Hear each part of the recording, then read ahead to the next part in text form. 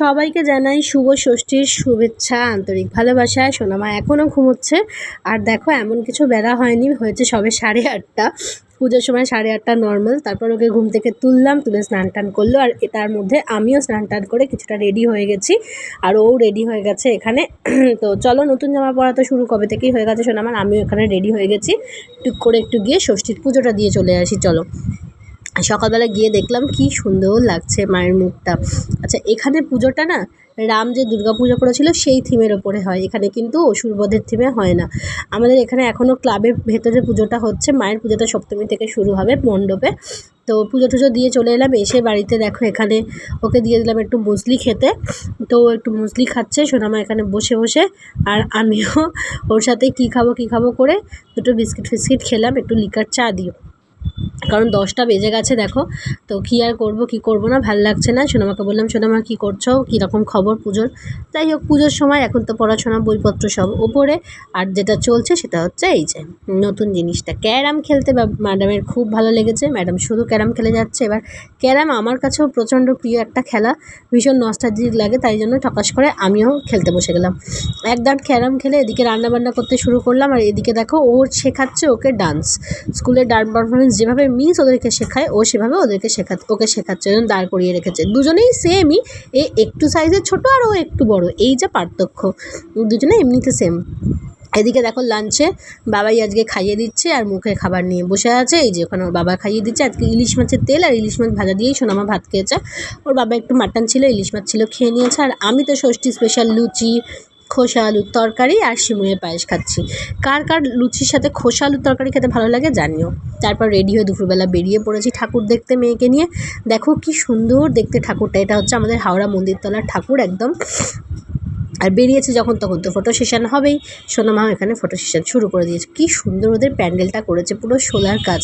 যত সুন্দর সুন্দর ঠাকুর দেখি না কেন, আমি জানি না কেন, আমার না প্রচণ্ড থিম পুজোর থেকে ভীষণ সাবেকি পুজো ভালো লাগে। তারপরে এসে আরও একটা ঠাকুর দেখতে, দেখো এরা এখানে সেই হচ্ছে আর্লিয়ার হিউম্যান, মানে পুরোনো দিনের মানুষেরা কীরকম ছিল তার উপরে বেস করেই ঠাকুরটা থিমটা করেছে প্যান্ডেলটা। তো এখানে মানুষের জীবনযাত্রাটা আর কি তুলে ধরেছে, তখনকার যেরকম আমাদের হিস্টোরিক্যাল যেগুলো আমরা পড়ে এসেছি জিনিসপত্র, যে তাদের জীবনযাত্রা কেমন ছিল সেইগুলো আমাদেরকে বোঝালাম, ভাল লাগলো বেশ। ম্যাডাম আর আমি একটুখানি ফটো সেশন করে নিলাম টুক করে। আর তার ফাঁকে এদের প্যান্ডেলটাও খুব সুন্দর লাগলো, বেশ গামছা দিয়ে করেছে সুন্দর। আর ঠাকুরের মুখটাও সত্যিই খুব মিষ্টি, খুব সুন্দর ঠাকুরটাও ছিল। ঠাকুরটাও হয়েছে বেশ ভারী মিষ্টি। তারপরে এখানে এটা দেখে আমি সোনামাকে সব বোঝাচ্ছিলাম, ওর বন্ধুকে বোঝাচ্ছিলাম ওদের হিউম্যান লাইফস্টাইল কীরকম ছিল সেই সময়কার। ওরা বড় হলে হিস্ট্রিতে ডেফিনেটলি পড়বে, কিন্তু তার মাঝখানে আমরাও একটুখানি আর কি বলছিলাম। তারপরে গেলাম আরও একটা ঠাকুর দেখতে। এখানকার কনসেপ্ট ছিল পদ্মের ওপরে মা দুর্গা। এই দেখো লোটাস পন্ড করেছে এদিক ওদিক সেদিক, তারপরে আরও সব কিছু করেছে। এই লোটাসের ওপরেই পুরো থিমটা আর কি করেছে। এখানেও ঠাকুরটা বেশ সুন্দর দেখতে লাগলো, খুব সুন্দর করেছে প্যান্ডেলটাও, ভালোই করেছে। মানুষ খেটে অনেক যত্ন সহকারে করেছে, সেটা ডেফিনেটলি ভালোই করেছে। দেখো মায়ের মুখটা কি সুন্দর। তারপরে আরও একটা ঠাকুর দেখতে গেলাম, এটা হচ্ছে জাতীয় সেবা দলের ঠাকুর। এই ঠাকুরটা প্রত্যেকবার খুব ভালো করে, এবারে দেখলাম একটুখানি সেই তুলনায় কম। এটা হচ্ছে দেখো ফুচকার পাতা দিয়ে বানিয়েছে, ফুচকা দিয়ে খাই আমরা শালপাতা, সেই শালপাতা। আর তার সাথে এই ওপরের যে জিনিসগুলো দেখছো এগুলো কাছ থেকে দেখলে বুঝতে পারা যাচ্ছে যে এগুলো ডাবের মুখের যে মুচিটা হয় সেইটা দিয়ে বানিয়েছে। এই জিনিসটা আমার খুব ভালো লাগলো, যে এত ছোটো ছোটো জিনিসগুলো এইভাবে দিয়ে ওরা কষ্ট করে করেছে। যাই হোক, এখানেও মায়ের মুখটা খুব সুন্দর। ঠাকুর দেখে বেশ ভালো লাগছে। আর ভীষণ গরম, প্রচণ্ড গরম লাগছে, যেখানে পাখা পাচ্ছি আমি সেখানেই একটু দাঁড়িয়ে পড়ছি। দেখো প্যান্ডেলের ওপরটা কি সুন্দর দেখতে লাগছে না? তো যাই হোক, চলো আরও পরের ঠাকুরগুলো দেখতে নিয়ে যাই তোমাদেরকে আমার ব্লগে। তোমরাও একটুখানি টুকটুক করে ঠাকুরগুলো দেখে নাও। এই ক্লাবটা ছিল এবছরের 100 বছরের পূর্তি। আর সবার প্রিয় আমাদের মহানায়ক ছিল থিম। ভেতরে ঢুকেই সাদা কালো টিভি দেখে তো বাচ্চাগুলোর আগেই প্রশ্ন, এগুলো কী? যেটা সবথেকে বেশি আমাকে হিট করেছে, ওরা জানেই না যে হোয়াট ইজ দিস। তারপর ওদেরকে বোঝালাম যে টিভি ঠিক কীরকম হয় না হয় সেগুলো, কারণ ওরা এলইডিতেই অভ্যস্ত, ওরা এরকম ব্ল্যাক অ্যান্ড হোয়াইট টিভি দেখেইনি। আমার মতো যারা উত্তম কুমারের ফ্যান বা উত্তম কুমারকে ভালোবাসো তাদের এই প্যান্ডেলটা খুব ভালো লাগবে। এটা ছিল মা দুর্গার মূর্তিটা। ওটা দেখে আমরা পরের প্যান্ডেলটা চলে গেলাম। এইখানে পুরো হেঁটে হেঁটে ঘুরেছি, আমাদের সাথে আমাদের বাচ্চাগুলোও ঘুরেছে। এখানে খুব সুন্দর, এদের ঠিক থিম পুজো ছিল কি না বুঝতে পারলাম না, বাট প্যান্ডেলটা খুব সিম্পলের ওপর সুন্দর ছিল। ম্যাক্সিমামই দেখলাম মধুবনী কাজের ওপরে ডিজাইনগুলো ছিল।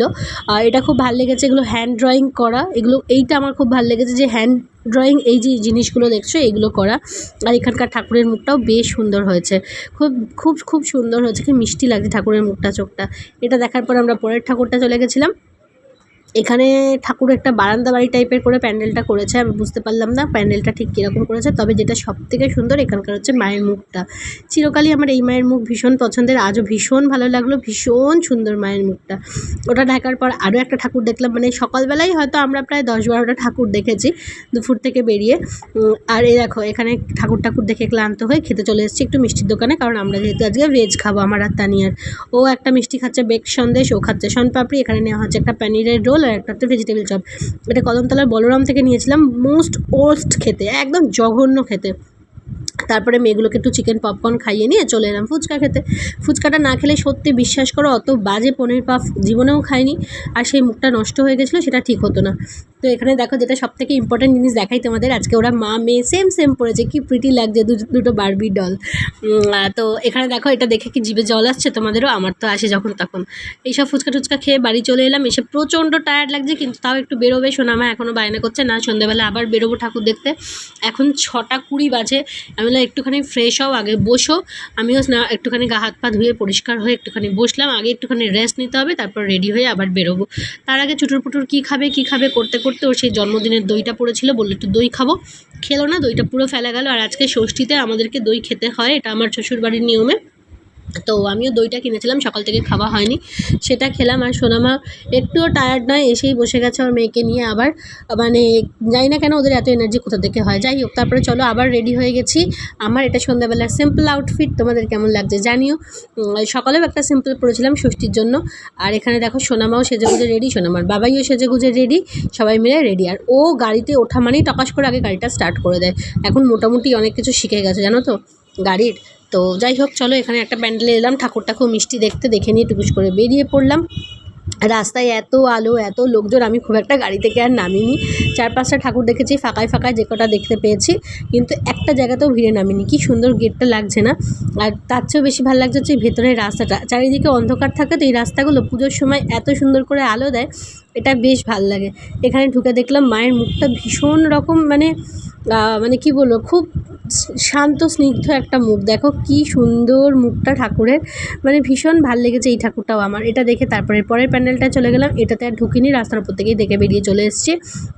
এরকম রাস্তার উপরে প্যান্ডেলগুলো থাকার এটা একটা সুবিধে, বারবার গাড়ি থেকে নামতে হয় না, ভেতরে যেতে হয় না, ওপর থেকেই দেখা হয়ে যায়। কিন্তু তাও হবে না, সোনামা বললো চলো একটু দেখে আসি, বলে আবার ওকে নিয়ে গেলাম। এখানে গিয়ে যেটা দেখলাম সেটা হচ্ছে খুব ভালো লাগলো, মায়ের আরতি দেখতে পেলাম। এখানে মায়ের আরতি হচ্ছিলো তখন, সন্ধ্যা আরতি। তো বেলতলার পুজো টুজো তো হয়ে গেছিলো, তারপরে আরও কী সব পুজো টুজো হচ্ছিলো, সেখানে মায়ের আরতিটা দেখতে পেলাম, এটাই বেশ ভালো লাগলো। অনেকক্ষণ দাঁড়িয়েছিলাম ওখানে, দাঁড়িয়ে একটুখানি মা আর মেয়ে মিলে আমরা মায়ের আরতি দেখছিলাম। চামর দিয়ে আরতি হচ্ছিলো, তার আগে পঞ্চপ্রদীপের আরতি হয়ে গেছিলো। আর এখানে দেখো ঢাক বাজছে, মানে দুর্গাপুজোর সময় ঢাকের শব্দ যে কি ভীষণ বাঙালির আন্তরিকতা, সেটা মনে হয় সবাই জানে। তো চলো এই সব দেখে টেকে নিয়ে মায়ের একটুখানি আরতি টারতি দেখে নিয়ে আমরা চলে গেলাম পরের প্যান্ডেলটায়। এই ঠাকুরটাও কিন্তু ভীষণ সুন্দর হয়েছে, তাই না বলো? ঠাকুরগুলো প্রত্যেকটা যে কটা দেখেছি সব কটা খুব সুন্দর হয়েছে। ঝাড়বাতিটা দেখো, আমার ঝাড়বাতি খুব ভাল লাগে। তো যাই হোক, এরপরে এই ঠাকুরটা দেখে টেকে নিয়ে আমরা চললাম পরের ঠাকুরটার উদ্দেশ্যে। তবে অনেক ঠাকুর দেখিনি যেগুলো এরকম টাইপের ছিল, রাস্তার ওপরে একটু ছোটো ছোটো প্যানেল ওপর থেকে দেখা যাচ্ছিলো, সেগুলোতে আর নেমে ঢুকিনি। ওপরে লাইটগুলো একটু লক্ষ্য করো, ছাতার উপরে লাইট দিয়েছে কিন্তু, হ্যাঁ। এখানে সোনামা হেঁটে হেঁটে যাচ্ছে একটা ঠাকুর দেখতে। এই ঠাকুর এখানেও খুব ভিড়, কিন্তু ঠাকুরটা এত সুন্দর যে কি বলবো, কি মিষ্টি দেখতে, দেখো পুরো হোয়াইট থিমের ওপরে একদম অন্য রকম। এটা ছিল আজকে মেয়ের ষষ্ঠীর সন্ধ্যের আউটফিট, কেমন লাগছে জানিও। আর হেয়ার স্টাইলটা কিন্তু খুব সুন্দর হয়েছিল ওর।